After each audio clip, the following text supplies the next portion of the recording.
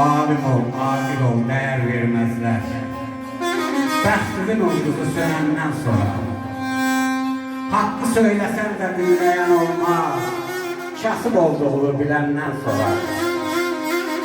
İmkanlı axmağa ali deyərlər. Her gün sözüne bəli deyərlər. İmkansız aqilət dəli deyərlər. Lağ edib halına güləndən sonra. Pullu gədaları başa çəkərlər. Yaltarlıq eyləyini tökərlər. Məzmunun qəlbini didib sökərlər. Axan göz yaşını siləndən sonra. Qananlar nə çəkir? Ay Ramazanlar. Qananlar nə çəkir? Qanmaz nə bilir? Ədli olan min yol ölür, dirilir. Dahi sənətkara dəyər verilir. Vallahi billahi öləndən sonra.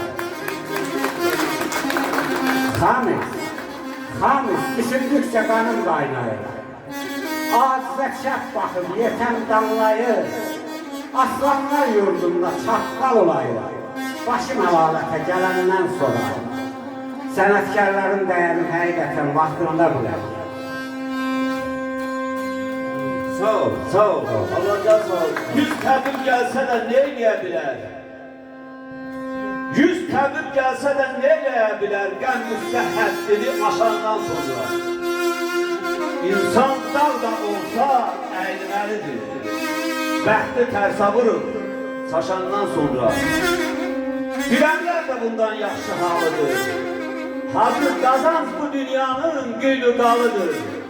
Ömrü sarayların şumlanmalıdır. Fələk qənç otanın qoşandan sonra. Kərəm inanmasan get cahanı gəz. Atalar gedib yeməmiş əvəz. Qızıl tat qoysa da ucala bilməz. İnsan el gözündən düşəndən sonra eşq olsun bizi urvatda, hürmətdə elin bir gözündə saxlayan. Tarixlərdə yaşadan belə saqqallarımız var olsun. Üçüncü ustalnaməni aşırımıza deyək. Şakir Səlah gibi bülbülü həsrət. Çəman ağlar, sizə yazlar, gül ağlar. Evlər itirəndə əziz övladın obam ağlar, mahal ağlar, el ağlar. Sərvalı Əlid baharda yazdı. Cəyri Abbas idi, söhbətli, sazlı. Aşıq Məmmədana Şakir ağardı, yalqız qalmış iki sazla tel ağlar.